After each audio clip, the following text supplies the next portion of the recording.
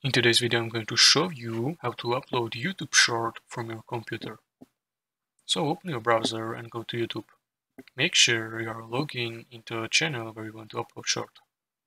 Then click on your profile icon in the top right corner and select YouTube Studio from drop-down menu. In YouTube Studio, locate Create button in the top right corner and click on it. From drop-down menu, select Upload Video. Click on Select File button and choose YouTube Short video file from your computer that you want to upload. Once video is uploaded, you can edit its title, description, and other details. You may need to select Add Suitable option based on your content of your video.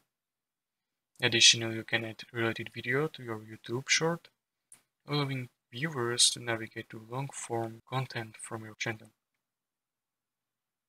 Decide whether you want to make short public immediately, schedule it for a later date, or keep it private or unlisted. Once you made selection, click on the Publish to make YouTube Short live.